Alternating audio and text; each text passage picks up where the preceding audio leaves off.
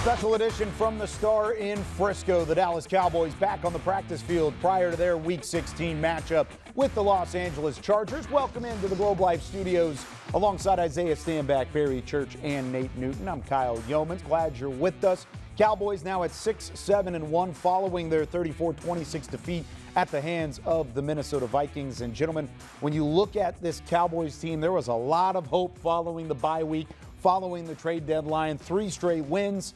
But since then, they've lost 2 straight, 1 to Detroit, 1 to Minnesota. Barry, do you feel like whatever happens this season, let's not even talk about playoffs. Okay. But do you feel like the rest of the season is salvageable for Brian Schottenheimer in his first year? From a goal standpoint, I don't think it's salvageable because when you start in training camp, the goals are always win a division, playoffs, and get to Super Bowl and all that. So I don't think outside of a miracle that's salvageable. But what they can do as an organization with these remaining 3 games is they can see what they have as far as depth pieces from these young players. You got the Rebel guy at the corner spot as well. Some of these Shamar James, some of these young guys can get valuable reps heading into next season. So you can see where your depth pieces lie along your team. Yeah, salvageable is such a tricky word because you're throwing it out there in a sense of, okay, are they going to attain their goals? No, they're not going to reach their goals of making it to the playoffs. But can they instill a culture? I think he's done that, right? But now he has to say, okay, now how effective are the guys that I have on this roster? And that's exactly what Barry's talking about. Is your defense the way that you want it? Is your offense the way that you want it at every position? Do I need to start analyzing positional needs so that I can go into the offseason and be able to get with my scouting department and be able to identify areas of that we can increase in greater quantity and assets. So salvageable, no. But in terms of instilling certain elements, in terms of culture and dedication, yes. Depth. That's what you need. Barry spoke on it. You need depth. You know who your core players is. You know who your star players is. Who's going to finish this season out? Who is ready to not pack their bags, as they say, not call in the U-Haul truck? Coaches are watching closely to that. Who is doing the extra work? We need depth on this team, and that's what I'm looking for. This season is salvageable. Salvageable. Yes, it is. Yes. I think there are ways that you can grow and build that culture that Brian Schottenheimer was talking about at the early parts of training camp. But like Barry said, they would need to win out their final 3 games, and they would need Philadelphia to lose out. Philadelphia with the second easiest remaining schedule in the NFL. Now, one of the reasons they're in this spot in the first place is Dallas has been a get-right game for multiple offenses because of the way that the Cowboys defense has been playing this season. So, Barry, when you look at this defense, what's the first thing that sticks out to you on what can be fixed for this Cowboys defense moving forward? When I look at this defense, I need them to get back to the basics. I need the basics to be good within this defense once again.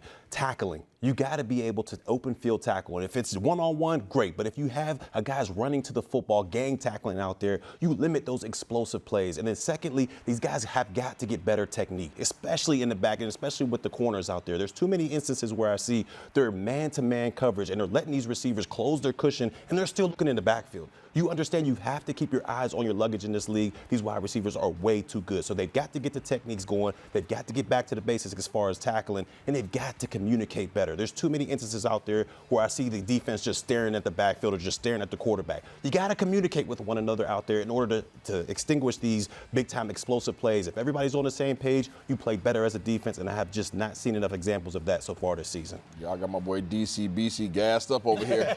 Listen, I 100% agree with everything that he just said. The only thing that I would add to that is eye discipline. And the only way that you can get better with eye discipline is by watching film. I'm not sure exactly what their requirements are. I'm not sure how much time is being placed on film per week for each opponent, but I do know that more time needs to be dedicated to it because we're seeing some of these same technical lack of discipline show up on film every week.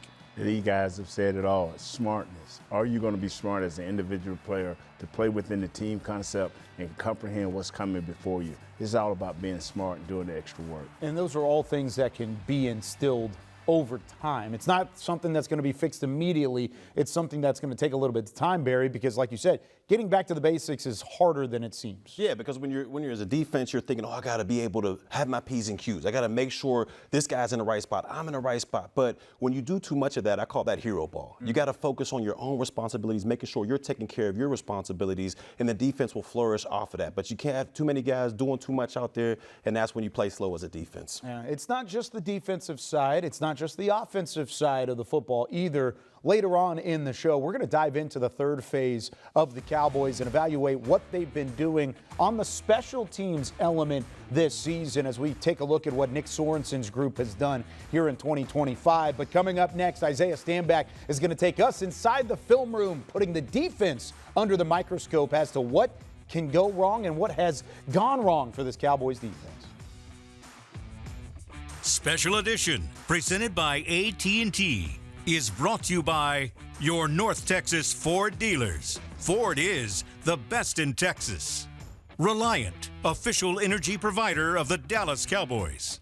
Blockchain.com. Invest like your icons with Blockchain.com. And by AT&T. Connecting changes everything.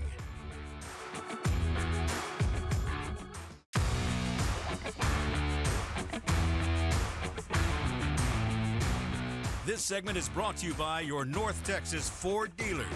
Ford is the best in Texas. Well, I think I'd start with assessing our team. And I say our team hasn't done well enough the last 2 weeks. We've lost 2 games. I thought we've played well at times, but the execution was not what it was when we were winning 3 games in a row. I think that's what this league is about. I said to the guys in the locker room after the game, that at the end of the day, there were opportunities for us to make plays at critical times, and we didn't make those plays. And unfortunately, in a league where there's so much parity, Calvin, if you don't make those plays, you can't gain momentum. Plenty of the focus over these final 3 games of the Cowboys regular season is going to be on evaluation, whether it's the offense or the defense. Brian Schottenheimer said it, everybody being evaluated. We're going to evaluate the defense here a little bit. I think the lasting impact of the 2025 Cowboys season is going to be how poorly this defense held up for an offense that started the season red hot. Barry, when you look at the defense as a whole, what is wrong with the defense, just to keep it simple? Look, I've been saying it since week 2 or 3. It's the communication in the back end and it's technique overall. You got guys at the wrong place at the wrong time, and that's exactly how you give up explosive plays in this league. They have not been able to stop a certain thing so they can concentrate. For example, we now can stop the run so we can concentrate on our back end. The problem is right now is our back end. We don't have any safeties that can cover, and we don't have any healthy corners that's experienced. And Isaiah, I know you've got plenty of ways to outline how this defense has played poorly. You can see the film already queued up, ready to go. Isaiah, can you break it down for me? Where do you want to start? Well, let's talk about some of the good things that are taking place. Okay, that's good. There's a lot of attention right now on Quentin Williams, right, and his availability. He has concussion. Is he going to be ready to play? One person that we know is ready to play is somebody by the name of Kenny Clark. I can tell you that much. This is one of our 5-man fronts. 1, 2, 3, 4, 5. And one thing about the 5-man front, Big Nate Dogg, as you well know, is it takes one man at the point of contact, right over the center. You're going to see that man right there, Kenny Clark, in a zero technique, right? Yes, sir. Zero technique lined up right across from the center, right? That's a problem. Is it a problem? Let's see it. Let's see exactly what impact he makes. Oh, my goodness. Wow. Yes, sir. Run it back one more time. Yes, Kenny indeed. Clark at the point of contact. Wow. Again, line of scrimmage is right here at the 15-yard line. You guys are going to see it right there. 15-yard line. Let's see exactly where the center ends up. Boom, drive him back 5 yards deep, and he makes the tackle.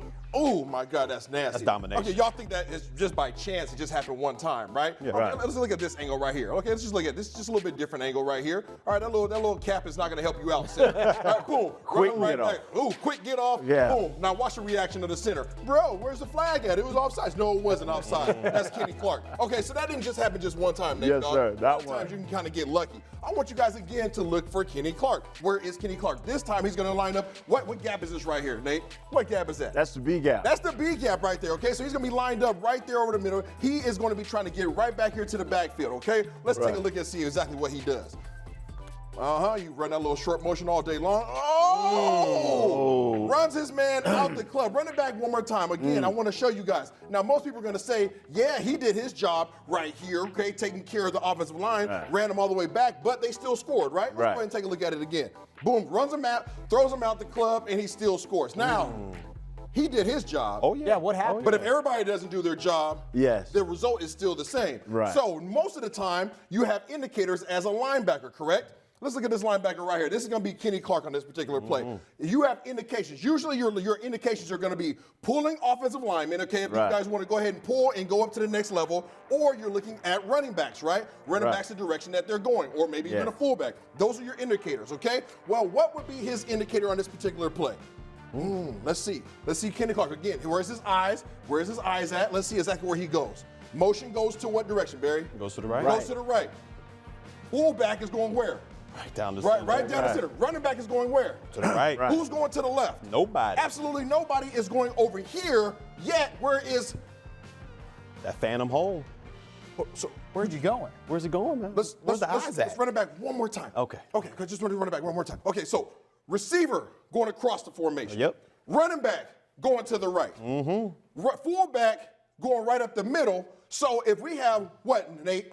Out, right? Man on, right combo.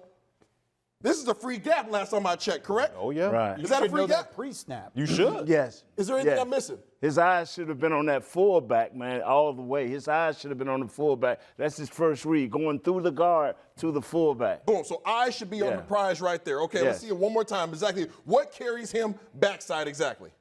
Nothing. He guessed. Yeah, guessed that's exactly wrong. what that is. They So when we- guessed because his eyes should have been on that fullback. That's the only gap uncovered. Yeah. So when we start talking about some of the things that are Yes. going wrong with this defense, you guys heard Nate and Barry both allude to some things. You heard communication over here. yeah. You heard the back end. When the front defensive linemen are taking care of their job, you still have to have discipline. You still have to have gap lane discipline. Yes. And you have to be able to execute your assignments. Unfortunately, all three levels aren't taking care of their business. That's just one example. But our big fellas up front, they're doing what they can do. I love the way you outlined that because some guys are doing their jobs the right way, others are not, and that's going to be very clear when that evaluation comes to fruition going into the offseason. That's the defensive side. When we come back on Special Edition, we're going to take a look at the special teams elements of this team and how the Cowboys can improve in their work on the special teams side. More Special Edition right after this.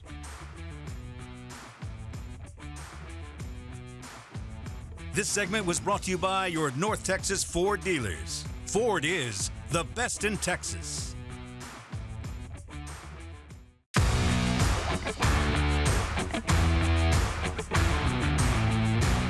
This segment is brought to you by the NFL Fan of the Year, presented by Captain Morgan. So far in this Special Edition episode, we've talked a lot about the defense. Let's turn our attention to the special teams unit. Nick Sorensen took over a special teams unit that it could argue is one of the best in football going into the 2025 season. Nate, I'll start with you. What is your evaluation on the special teams unit, and what would you change in that element of the team? I would definitely the kickoff team. I mean, there's no discipline there. We're taking average returners and turn them into big-time guys. We've talked about it here, fellas. They might as well just kick the ball deep in the end zone and come out on the 35 because there's no coverage skills there. I'm going to go with, I'm never going to call for a man's job, but I highlight the fact that I don't think there's any other special teams coordinator that has a former Pro Bowler at punter, kicker, and returner.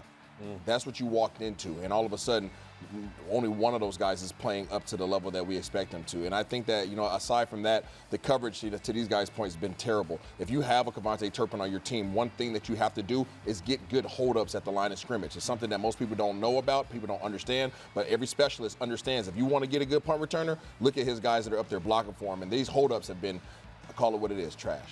Yeah, the holdups have been bad. And I'm with Nate on this one when you talk about the kickoff unit. You need more discipline out there. When I'm watching these guys, they're not staying within their lanes. Everybody seems to say, I got to make the play. I got to go out there and make this play on my own self. And what they're doing is they're creating a bigger lane for the returner on the opposite team to skate right through. We've seen it time and time again, and it was extremely prevalent in the matchup against the Detroit Lions. I mean, you saw it time and time again where that returner was getting out to the 40-yard line, getting out to the 45-yard line. And like Nate said, if you're gonna do that, you might as well kick it out of the back of the end zone each and every time. I think even that stat there at the bottom of the screen there where it says 29th in the NFL in punt return yards. You've got Kevontae Turpin. You've got an all-pro returner, and yet that's still the number that's been put up so far this season. There are things to talk about there. You have to understand that when you're that third of the game, you can impact the entire game. All of it. And I'm not sure that they have that mentality that they can impact the game and result in a victory by their play. And there's a lot of conversation still to be had on the defensive side for personnel, special team side for personnel, and that'll continue long beyond these final 3 games of the regular season. When we come back on Special Edition, the Cowboys surprising a local leader in the community, Dallas ISD superintendent getting a surprise from America's team. This segment was brought to you by the NFL Fan of the Year, presented by Captain Morgan.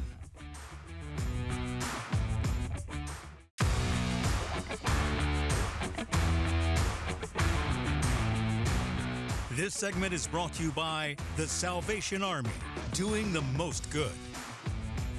We're here at the Dallas ISD building to present Dr. Elizalde with her Social Justice Inspired Change Grant. How you doing? I'm doing great to see you. This grant is part of the NFL's initiative to remove barriers and create more opportunities specifically in communities of color. We have enough girls that wanted to field 2 teams at each of our high schools. So this is now going to provide us the capital to be able to expand, even if we're doing just internal things.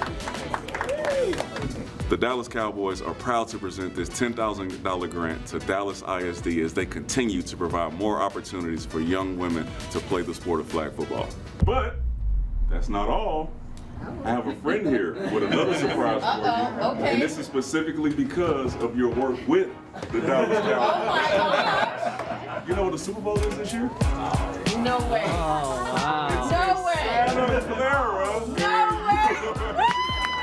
It's a great feeling when kids are drawn to something, and now we have some additional capital to support that, and it gets them involved in understanding everything, not just here's the sport. It's all of the skills from the sport. It's also about being part of a team. It's part of what the Dallas Cowboys represent, and it's part of what the NFL really is working to inspire. Go Cowboys! When we come back on Special Edition, the NFL saw something this week that you've never seen before. How about a 44-year-old Philip Rivers returning to football after 5 years of retirement? We go around the NFL when we return. This segment was brought to you by the Salvation Army, doing the most good. Closed captioning is brought to you by the Texas Lottery. Dallas Cowboys scratch tickets from the Texas Lottery are here. Play today. And to watch more Dallas Cowboys content on your connected TV, download the Cowboys Now app on Amazon Fire, Roku, and Apple TV.